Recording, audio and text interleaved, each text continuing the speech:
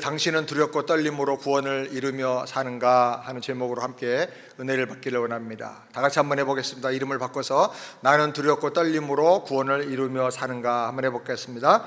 나는 두렵고 떨림으로 구원을 이루며 사는가.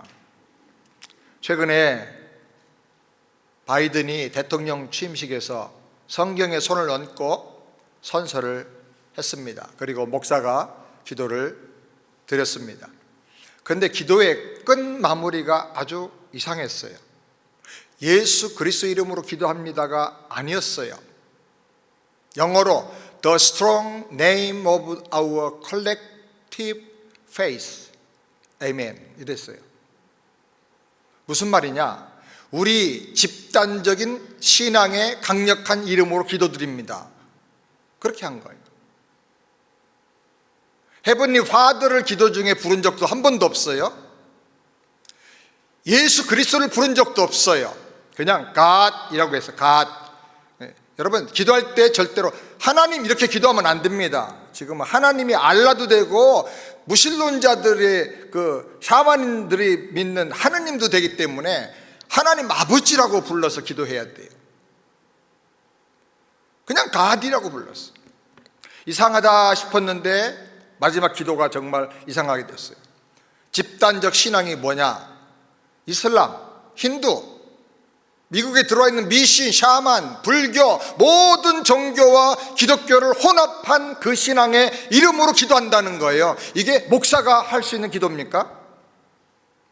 대통령 취임식에서 전 세계가 다 보는 데서 차라리 성경에 손 얹고 서약하지를 말지, 기도를 하지를 말지. 바이든은 캐톨릭 신자라고 말합니다. 그런데 동성애 결혼식을 주례했고 그걸 자기 생애의 가장 큰 영광 중에 하나라고 말합니다.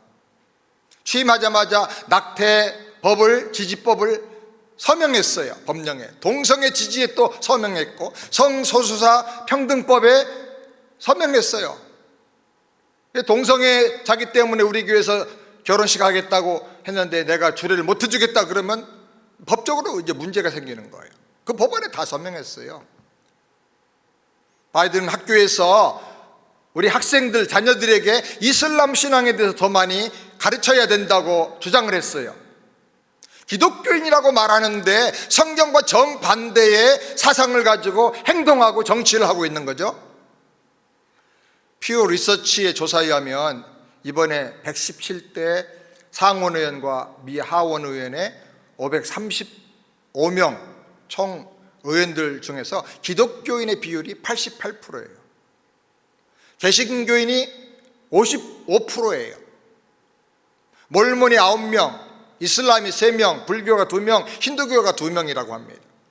미국의 어떤 집단과 조직보다도 기독교인의 비율이 엄청나게 많아요. 80%가 넘는 거죠. 그런데 낸시 펠로시 하원 의장이 주도해서 민주당 의원들이 이번에 결정을 하고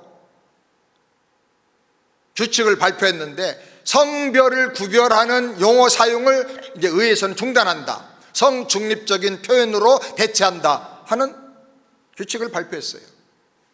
he, 남자 여자를 말하는 것을 그렇게 하지 말고 의원이라고 하자. 아니면 형제 자매라고 말하자. 어머니 아버지라고 하지 말고 어머니 그러면 여자의 성이 나오고 아버지 그러면 남자의 성이 거기 특정되니까 부모라고 대체하자. 이렇게 결정을 해가지고 민주당 의원들이 발표를 했어요. 이에 대해서 심각함을 느낀 프랭클린 빌리그람, 성별 구별 용어 사용을 금지하는 하원 의원들의 결정은 하나님의 권위를 부정하며 창조주 하나님에게 주목을 휘두르는 것과 같은 것이다. 이렇게 말을 했어요. 여러분 지금 이런 얘기를 하는 얘기는 제가 정치 얘기를 하는 게 아닙니다. 지금 돌아가는 영적 세계를 우리가 잘 알아야 됩니다. 무님 안에 기독교인이 너무 많다는 거예요. 88%가 자기 기독교인이라고 말하는데 성경과 정반대의 행동과 일결정들을 지금 하고 있다는 거예요. 예수 생명, 알곡이 아닌 가라지와 쭉정이를 우리가 잘 분별해야 됩니다. 그리고 골라내야 됩니다. 아멘. 오늘 12절 말씀에 항상 복종하여 두렵고 떨림으로 너희 구원을 이루라 그랬어요. 당신은 명칭만의 기독교인이 아니라 예수 십자가 보혈을 통해서 죄 사함 받고 부활하신 예수님을 영접해서 영생 갖고 하나님의 자녀가 된 변화와 확신이 있습니까? 항상 두렵고 떨림으로 구원을 이루라고 하셨습니다. 믿음으로 받은 구원이 불완전하다 하는 게 아니에요. 이미 구원은 믿음으로 말미암아 완전하게 받았습니다. 그러나 그 믿음은 계속 성장해야 돼요. 그리고 구원이 완성되어서 우리 모습이 예수님처럼 변화되는 그런 성화의 단계까지 성장해 나가야 되는 것입니다. 아멘. 이미 구원 받았습니다. 따라서 남는 이미 믿음으로 구원 받았습니다. 아멘. 그러나 구원을 완성해야 됩니다. 아멘. 구원을 완성하고 계속 성장해 나가야 되는 거예요. 그렇게 하려고 하면 항상 복종하라 그랬어요. 영생을 얻었다면 하나님과 하나님의 말씀에 복종하고 기쁨으로 순종하게 되는 거예요. 복종이라는 것은 내 생각과 다르고 세상의 상식과 다를지라도 하나님을 높이고 하나님이 하나님 되시기 때문에 그분에게 순종하는 거예요. 내가 몰라서 아직 깨닫지 못해서 이해가 안 되는 것이지, 순종하면 이게 진리구나, 이게 하나님 말씀이구나, 그게 사실이구나, 그걸 체험하게 되는 거예요. 아멘. 두렵고 떨림으로 구원을 이루라 했습니다. 혹시 나의 죄악성과 연약함 때문에 혹시라도 구원에 이르지 못할까, 구원은 받았지만 성화되지 못하고 부끄러운 상태에 떨어져 있지는 않을까 하는 두려워하는 긴장감을 가지고 살라는 거예요. 그리고 내가 받은 구원이 너무나 소중하기 때문에 너무 귀한 것을 받아서 관리하는 사람이 갖고 있는 긴장감, 떨림이 필요하다는 거예요, 여러분. 뿐만 아니라 마귀가 세상의 모든 수단과 방법을 다 동원해서 구원받은 신앙을 빼앗아가려고 하기 때문에, 사자처럼 덤벼들기 때문에 두렵고 떨리는 긴장감을 가지고 하나님을 믿고 순종하라는 것입니다. 아멘. 제가 한번 여러분에게 도전하기를 원합니다. 당신은 지금 구원의 믿음으로 바로 서 있습니까? 당신은 지금 현재 천국과 영생을 누리며 살고 있고 장차 죽어서도 천국에서 더 영광스러운 모습으로 주님과 함께 살 것을 믿습니까? 죽어서 천국 가는 거 아니에요. 지금부터 천국을 누려야 돼요. 코로나로 힘들어도, 세상이 앞으로 어떻게 변하고 어떤 환난과 핍박이 올지라도 당신은 확실하게 천국 시민답게 예비하며 순종하며 믿음으로 살기를, 복음 전하며 살기를 결심하고 있습니까? 혹시 바쁘다는 핑계로, 혹시 코로나를 핑계대 가지고 예배도 제대로 드리지 않고 말씀과 기도에서 멀어졌지는 않습니까? 저는 강하게 여러분에게 도전하고 싶어요. 당신은 천국과 영생에 대해서 관심이 없습니까? 천국과 영생을 포기할 것입니까? 많은 사람들이 영상 예배 드리다가 그냥 설교만 듣다가 나중에는 그 예배 드리는 것조차도 포기하고 그냥 하루하루 살아가는 사람들이 점점 늘어나고 있다 그래요. 우리 세안교회는 아니라고 저는 믿지만 통계적으로 보면 지금 20%에서 30% 가까이가 주일 예배 잘 드리는 사람이 예배도 안 드린다는 거예요. 제가 묻고 싶어요. 당신은 영생을 포기했습니까? 천국을 포기했습니까? 지옥의 길로 가기를 원합니까? 하나님 은혜로 구원받은 사람이라면 어떤 일이 있어도, 어떤 희생이 있더라도 예배와 말씀과 기도를 절대로 멀리할 수 없는 줄 믿습니다. 어제 저녁에 온라인으로 파워 큐티 세미나 하는데 우리 성도들 보니까 110명 정도가 참석해서 열심히 들었다고 그래요. 참 얼마나 감사한지 몰라요. 오늘은 150명 이상 더 많이 참석하게 되길 바랍니다.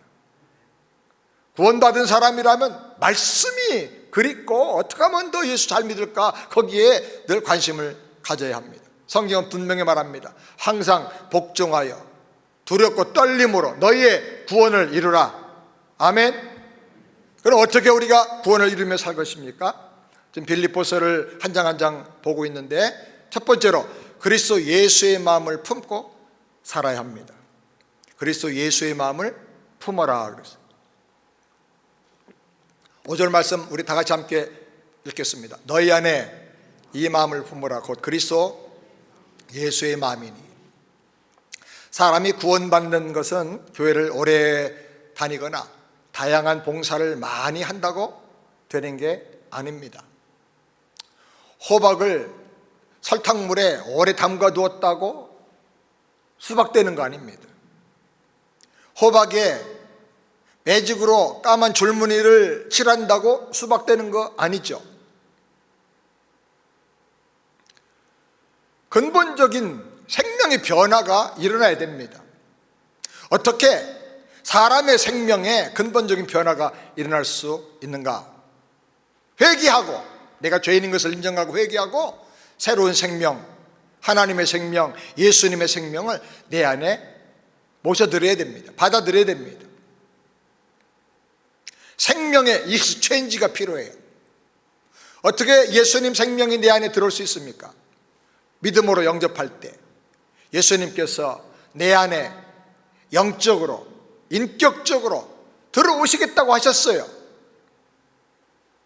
이 시간에 예수님을 영접한 인격적 경험이 없다면 영접하시기 바랍니다. 그 예수님이 어떤 예수님입니까? 8절 9절 우리 다 같이 함께 보겠습니다. 자기를 낮추시고 죽기까지 복종하셨으니 그 십자가에 죽으심이라. 이러므로 하나님이 그를 지극히 높여 모든 이름 위에 뛰어난 이름을 주사 십자가에서 내 모든 죄를 담당하고 죽으신 예수님, 죽으실 뿐 아니라 다시 부활하여 죽음을 이기신 예수님이십니다. 그래서 그 예수님만이 우리에게 죽음을 이기고 죄를 이기는, 마귀를 이기는 영생을 줄 수가 있는 것입니다. 아멘. 예수님의 마음을 품으라는 것은 예수님처럼 마음을 먹고 살아라, 예수님처럼 행동을 해라, 그 말이 아니에요. 근본적으로 먼저 예수님을 나의 생명으로, 나의 구원자로 내 안에 영접해야 되는 것입니다. 그리고 예수님을 영접한 다음에는 내 마음대로 사는 게 아니라 내 안에 계신 예수님의 임재와 그분의 말씀의 인도와 그분이 주시는 성령의 감동을 따라 사는 거예요. 이렇게 살 때 생각의 변화에서부터, 마음의 변화에서부터 행동의 변화, 습관의 변화, 삶의 변화, 인생 전체의 변화가 일어나서 완전히 예수님 같이 변화가 되는 거예요. 아멘. 이렇게 사는 것을 뭐라고 하느냐? 영생이라, 천국을 누린다, 그렇게 말하는 거예요. 이렇게 되길 주의 이름으로 축원합니다. 두 번째로 내 안에 하나님이 주시는 소원을 붙잡아야 합니다. 13절 말씀 우리 다 같이 함께 읽겠습니다. 너희 안에서 행하시는 이는 하나님이시니 자기의 기쁘신 뜻을 위하여 너에게 소원을 두고 행하게 하시나니. 구원자 예수님이 내 안에 오시면 이전과 달라지는 변화가 엄청나게 수도 없이 매일매일 생겨나게 됩니다. 아멘. 기쁨이 넘치고 감사가 넘치고 세상이 완전히 달라지는 거예요. 근데 그 중에 하나가 내 안에 하나님이 기쁘신 뜻을 이루면서 살고 싶다고 하는 거룩한 소원이 생겨나는 거예요. 하나님의 소원이 생기면 원망과 시비가 없어져야 돼요. 하나님 주신 꿈과 비전이 있다고 해서 교만하고 자랑하고 무례하게 행하면 원망과 시비가 생겨나는 거예요.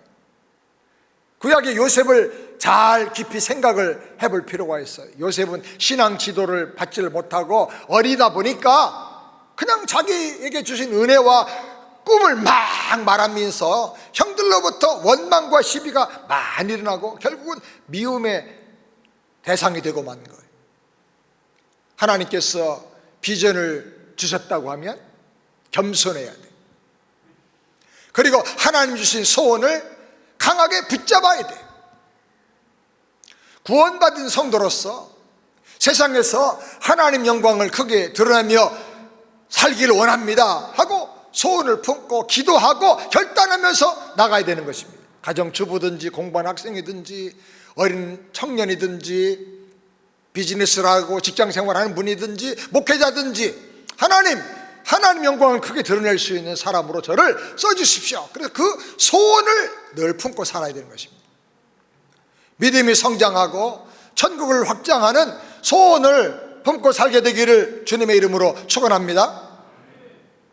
나는 지금 어떤 영적인 목표를 바라보고 살고 있는가? 한번 우리 스스로를 돌아볼 필요가 있어요. 이 목표와 소원이 있어야 어떤 일이 있어도 흔들리지 않고 승리하며 나갈 수가 있는 것입니다. 1951년 16시간 22분 만에 영국에서부터 그 해협을 건너서 세계 최초로 수영으로 프랑스까지 왕복으로 왔다 갔다 한 사람이 있어요. 뉴스에 초점이 된 플로렌스 체드윅이라고 하는 여자 수영 선수입니다. 바로 저 사람이에요.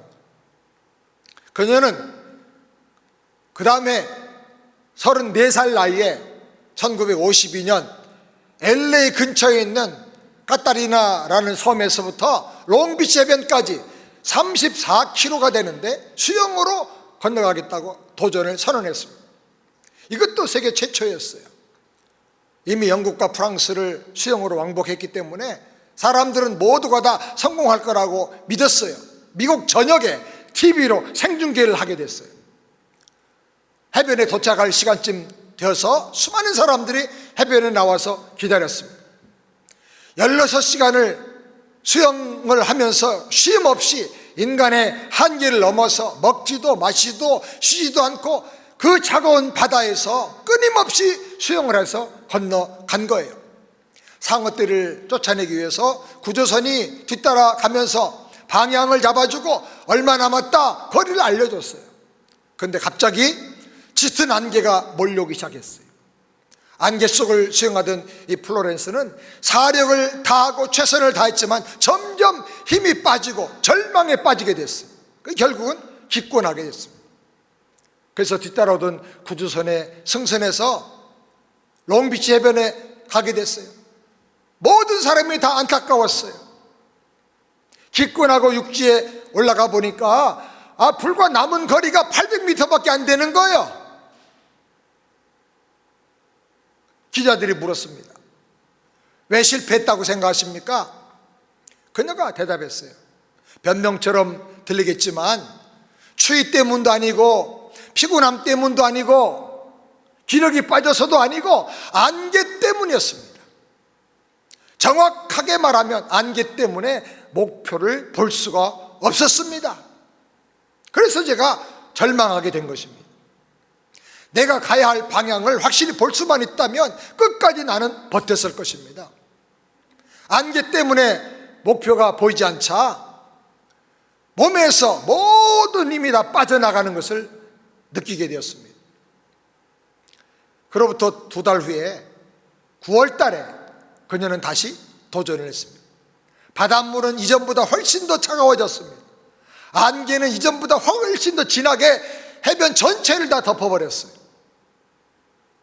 더 심각한 악조건 속에서 플로렌스는 마침내 성공했습니다. 기자들이 와서 인터뷰를 합니다. 어떻게 이번에는 더 나쁜 조건 속에서 성공할 수 있었습니까? 그녀가 대답했어요. 이번에는 내 마음속에 분명한 목표가 보였기 때문입니다. 안개 너머로 아름다운 캘리포니아의 롱비치 해변이 다 보였습니다. 플로렌스는 재도전하기 전에 자기가 가야 할 장소를 미리 다 가본 거예요. 해변을 걸어 다녀보고 그 옆에 마을도 가보고 사람들의 모습도 다 보고 마음에 담아둔 거예요. 해협을 건너 수영하는 동안에 항상 자기 도착해야 될 그 목표를 마음속으로 상상하면서 그 마음의 눈으로 목표를 보면서 간 거예요. 그럴 때 두려움을 싸워 이길 수가 있었어요. 그래, 조금만 더 가면 돼. 바로 거기야. 저기야 바로. 그렇게 하면서 힘을 낸 거예요. 이게 미래에 대한 꿈과 비전을 가진 사람이 승리할 수밖에 없는 능력의 이유인 것입니다. 사랑하는 여러분, 믿음 생활에 승리하려고 하면 예수 닮아 영원합게 된 내 모습, 장차 하나님 나라에서 칭찬을 받으시고 영광과 존귀로 관을 씌워주시고 면류관을 주실 그 주님을 바라보면서, 천국의 영광을 바라보면서 그 소원을 품고 살게 되기를 주의 이름으로 축원합니다. 빌립보서 3장 13절 14절에 앞에 있는 것들을 잡으려고 푯대를 향하여 그리스도 예수 안에서 하나님 위에서 부르신 부름의 상을 위하여 쫓아가노라 그랬어요. 강한 소원을 확실하게 붙잡고 살게 되기를 주님의 이름으로 축원합니다. 그 다음에 세 번째로 생명의 말씀을 밝혀서 전파해야 합니다. 16절 말씀 다시 함께 읽겠습니다. 생명의 말씀을 밝혀 나의 다름질이 헛되지 아니하고 수고도 헛되지 아니하므로 그리스도의 날에 내가 자랑할 것이 있게 하려 함이라. 생명의 말씀이 무엇인가? 이 세상에 생명을 주는 말씀은 유일한 복음의 말씀밖에 없어요. 복음밖에는 생명이 없고, 복음밖에는 사람을 구원하는 소식이 없고, 복음밖에는 소망이 없는 거예요. 아멘입니까? 복음은 이론이 아닙니다. 믿는 자를 구원하시는 하나님의 역사하는 실제적인 능력입니다. 복음이 신자의 유일한 자랑이고, 성도들과 교회가 이 세상을 변화시키고 이길 수 있는 유일한 무기예요. 우리는 복음에 합당한 삶을 살 뿐 아니라 복음을 밝혀서 전도해야 됩니다. 복음을 내가 밝히는 방법이 네 가지가 있습니다. 첫 번째로 말로만이 아니라 내 삶과 인격의 변화를 통해서 복음이 밝혀져야만 하는 것입니다. 나의 변화된 모습, 섬기는 모습, 마음에 안 드는데 참고 여기 나오는 상황에서도 축복하고 격려해 주고 사랑하는 그 모습을 통해서 아, 사람이 복음이 들어가면 저렇게 변화되는구나. 복음을 선명하게 밝혀 보여주는 것입니다. 우리의 삶을 통해서. 여러분의 삶이 복음을 밝혀주는 돋보기가 되기를 주님의 이름으로 축원합니다. 두 번째로 말뿐 아니라 그림이나 다양한 방법들을 통해서 열심히 복음을 전해야 되는 것입니다. 말보다 쉬운 방법 그림이에요. 그림보다 더 좋은 방법은 영상이겠죠. 다양한 방법으로 복음을 전해야 됩니다. 그림으로 복음을 전파하면 성령께서 그림에 있는 복음의 내용과 자기를 매치시켜서 연상시켜서 감동을 받게 해요. 그래서 많은 사람이 울어요. 최근에 집사람도 온라인으로 하루에도 4명, 3명 계속 복음을 전하는데 왜 이렇게 오래 하냐 그럼 우느라고.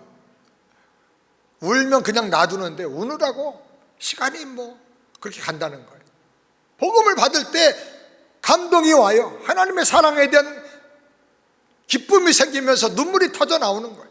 그리고 사람이 변화가 돼요. 많은 분들이 목회를 하면서 목사님이라고 하면서 복음을 안 전해요. 선교사님이라고 하면서 복음을 안 전해요. 호성기 목사님 고백한 것처럼 PGM 선교회를 만들어서 평신도들을 다 선교사님으로 무장해서 파송했는데 돌아보고 몇 년 분석을 해보니까 복음이 우리에게 없었다. 선교 활동은 하는데 복음이 없었다. 금년에 코로나 중에도 온라인으로 PGM 선교사들 복음으로 한번 이 훈련을 해야 되겠다고 연락이 왔어요. 사랑하는 여러분, 복음이 그림을 통해서 전파가 될 때 놀라운 역사가 일어나요. 성도들이 어떤 분은 복음 전하는데 막 감동이 있고 눈물이 있고 사람들이 변화되는데 내 가문에 변화가 없는가? 그러면 하다가 중단할 게 아니라 끝까지 해야 돼. 끝까지 될 때까지. 그 세 번째로 끝까지 인내하며 복음을 전할 때 복음이 밝혀지는 거예요. 끝까지 인내할 때 아, 이 복음은 생명을 걸 만큼 중요하구나. 복음은 절대로 어떤 일이 있어도 포기하거나 중단되면 안 되는구나, 사람들이 그걸 깨닫게 돼요. 그리고 말로만 전하다가 생숭 아무 변화 없이 그렇게 전하다가 사람이 변화되고 깨질 때 내 속에도 복음이 확실하게 밝혀지는 거예요. 그 확신이 생기고 능력이 생기는 것입니다. 그리고 인생을 걸고 생명을 걸고 대충대충 할 게 아니라 아주 치밀하게 섬세하게 끝까지 복음을 전해야 하는 것입니다. 아멘. 네 번째로, 복음으로 변화된 사람들이 하나님 나라의 일꾼으로 성장된 증거가 많이 나타나야 하는 것입니다. 그래서 복음 전도만 할 게 아니고 신앙이 성장하도록 양육을 해줘야 돼요. 교회는 전도단이 아니에요. 전도만 하는 데가 아니에요. 전도한 사람들, 예수 영접한 사람들을 믿음의 일꾼들로 키워주는 거예요. 성장하도록. 그래서 우리 교회 안에서 정말 간증거리들이 많이 터져나오고 신앙 용사들이 많이 생겨나게 되기를 주님의 이름으로 축원합니다. 6.25 전쟁이 끝난 다음에 그 직후에 한국이 너무나 어렵고 가난했죠. 한 문명화가가 있었는데 물감도 없고 캔버스도 없었어요. 너무나 가난했어요. 평소에 알고 지내던 미군 병사에게 일본으로 휴가 갈 때, 일본에 혹시 갈 때마다 물감과 캔버스를 좀 구해달라고 간절히 부탁을 했어요. 그 딱한 사정을 알고 미군 병사가 일본에 갈 때마다 캔버스와 물감을 자기 돈으로 사다가 그 화가에게 주었습니다. 화가가 너무 고마우니까 그 미군 병사의 은혜에 보답하는 심정으로 그림을 정성껏 하나 그려서 선물로 주었습니다. 그 병사는 이 무명 화가의 그림이 뭐 이렇게 중요하겠어? 그냥 성의를 생각해서 받는 거지. 그렇게 받아가지고 제대하고 본국으로 갈 때 그 그림 그냥 가지고 왔어요. 그리고 창고에다가 집어넣어뒀어요. 세월이 한참 지났는데 이 병사가 나이가 들었는데 생활이 굉장히 어려워졌어요. 먹고 살기도 힘들어졌어요. 그런데 가끔 매스컴을 보니까 자기가 도와줬던 그 화가의 이름이 매스컴에 자꾸 등장하는 거예요.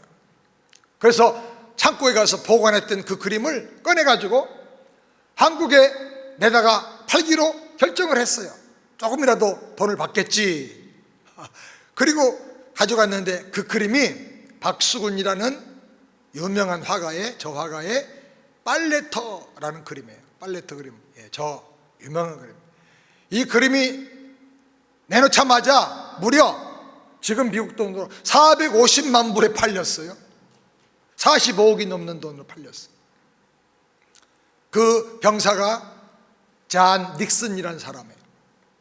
옛날에 내가 만나서 조금 도와줬던 그 사람은 아무 소망도 없어 보이고 별 볼 일 없는 한 사람의 문명의 화가였어요.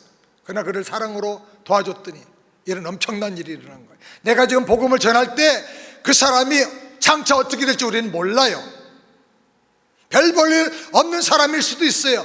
내가 복음 전하는 거, 이 일이 별 볼 일 없는 일 같이 보일 수도 있어요. 그러나 그런 복음 전도를 통해서 빌리그람도 만들어지고 조용기 목사 같은 사람도 만들어지고 하나님의 위대한 일꾼들이 만들어지는 거예요. 아멘. 저도 버스 종점에 서 있다가 어떤 여학생이 준 편지, 그게 러브레터인 줄 착각하고 받아가지고 그 약속된 장소, 그게 교회인데 거기 갔다가 예수를 믿게 됐어요. 정말 얼마나 헐렁한 학생이고 정말 못난 학생이에요. 여자 만나러 교회를 갔으니까. 근데 하나님이 은혜 주셔가지고 지금 이렇게 목사로 쓰시잖아요. 그 사람의 미래를 우리는 알 수가 없어요. 우리가 사랑으로 정성껏 복음 전하면 그 중에 하나님께서 나라를 변화시키는 인물, 위대한 하나님의 일을 할 수 있는 인물, 세계를 변화시킬 만한 인물도 만들어주시는 걸 믿으시기 바랍니다. 아멘. 마지막 네 번째로 디모데와 에바브라 같은 일꾼이 되어야 되겠습니다. 19절 20절 말씀을 우리 다 같이 함께 읽겠습니다. 내가 디모데를 속히 너에게 보내기를 주 안에서 바람은 뜻을 같이하여 너희 사정을 진실히 생각할 자가 이밖에 내게 없습니다. 평생 복음을 전하고 산 바울의 주변에는 복음으로 변화되고 영적으로 큰 능력을 가진 일꾼들이 수도 없이 많았어요. 이 빌립보서에서는 먼저 디모데를 추천합니다. 디모데는 바울이 목양을 위해서 자기를 대신해서 신뢰하고 믿고 보낼 수 있는 유일한 사람이라고 그랬어요. 우리 교회도 그런 사람들이 좀 많이 나왔으면 좋겠어요. 디모데는 뜻을 같이 하는 사람이다. 성도들의 형편을 잘 살펴서 진실하게 생각해주는 사람이다. 그리고 그는 연단과 훈련을 많이 받은 사람이다. 자식이 아비에게 하는 것처럼 복음을 위해서 그리고 바울을 위해서 수고하며 정성껏 충성하는 사람이다. 우리 세안교회에 앞으로 이런 일꾼들이 정말 구름대처럼 많이 일어나게 되기를 주님의 이름으로 축원합니다. 간증거리가 좀 많이 나와야 돼요. 우리 모두가 신앙생활의 롤 모델이 되기를 바랍니다. 아멘. 또 25절 26절 다 같이 함께 읽겠습니다. 그는 나의 형제요 함께 수고하고 함께 군사된 자요 너희 사자로 내가 쓸 것을 돕는 자라. 그가 너희 무리를 간절히 사모하고 자기가 병든 것을 너희가 들은 줄을 알고 심히 근심한지라. 그리고 또 한 사람 에바브로디도를 소개합니다. 에바브라라고 이름을 또 줄여서 말하기도 합니다. 그는 바울이 형제라고 했어요. 교인, 성도가 아니고 장로님이 아니고 형제다. 구원받았다는 거죠. 하나님 나라의 패밀리고 사랑으로 너무나 가족같이 하나가 된 사람이다. 그리고 함께 군사된 사람이라고 그랬어요. 복음을 위해서, 하나님 나라를 위해서 영적인 전쟁에 헌신하고 열심히 싸워나가는 사람이라는 거예요. 사랑하는 여러분, 우리 모두도 선한 싸움을 싸우는 영적인 하나님 나라의 군사가 되기를 바랍니다. 그리고 에바브로디도는 빌립보 교회의 대표로서 바울의 쓸 것을 돕는 사람이었다 그랬어요. 여러분 스스로가 세안교회 대표자 같은 믿음을 가질 수 있도록 기도하시기 바랍니다. 나는 우리 교회에서 다른 건 몰라도 믿음만큼은 내가 제일 대표가 될 거야. 대표적으로 기도 제일 많이 하는 사람 될 거야. 대표적으로 성경 제일 많이 사랑하고 읽는 사람 될 거야. 이런 식의 여러분이 소원을 가져봐요. 기왕에 예수 믿을 거. 그리고 바울의 쓸 것을 돕는 사람이라고 했어요. 빌립보 교회는 사도 바울의 선교 사역을 전적으로 돕고 후원하기 위해서 굉장히 노력을 많이 했어요. 그리고 바울이 감옥에 갇혔을 때는 교회에서 대표자, 믿음 좋고 신앙 인격이 잘 성숙된 사람을 대표로 뽑아가지고 감옥에 갇힌 바울을 도와줬어요. 그 사람이 바로 에바브로디도인 것입니다. 그는 영성과 신앙과 섬김의 인격을 잘 갖춘 사람이었어요. 성도들과 교회를 너무나 사랑해서 거기 와가지고 고생하고 바울을 도와주다가 몸에 병이 들었어요. 그런데 자기가 병든 것을 교회에다가 얘기를 안 하는 거예요. 왜? 내가 아프고 힘들어도 교회가 평안해야 되고 성도들이 걱정하지 않고 은혜 생활을 하길 원하기 때문에 자기가 아픈 거, 자기 어려운 형편을 숨기고 말하지 않은 거예요. 정말 영적으로 굉장히 성숙한 지도자예요. 우리는 종종 교회 일꾼이라 지도자라고 말하면서 자기 생각, 자기 감정, 자기 이익만을 주장하면서 교회를 힘들게 하고 성도들을 아프게 하는 분들이 많은 것을 보게 돼요. 사랑하는 여러분, 우리 모두가 에바브로디도처럼 성숙한 믿음의 사람이 되기를 주님의 이름으로 축원합니다. 교회를 든든하게 세워가는 사람 되기를 바랍니다. 세상을 변화시키는 일꾼, 성도들의 롤 모델이 될 만한 신앙 인격을 가진 성숙한 성도가 다 되시기를 바랍니다. 항상 두렵고 떨림으로 구원을 이루어가는 우리 모두가 다 되기를 바랍니다. 할렐루야. 한번 다 같이 손들고 기도합시다. 손들고 기도합니다. 주님, 말씀 붙잡고 기도합니다. 항상 두렵고 떨림으로 구원을 이루어가는 저희 모든 성도들 다 되게 하여 주옵소서. 디모데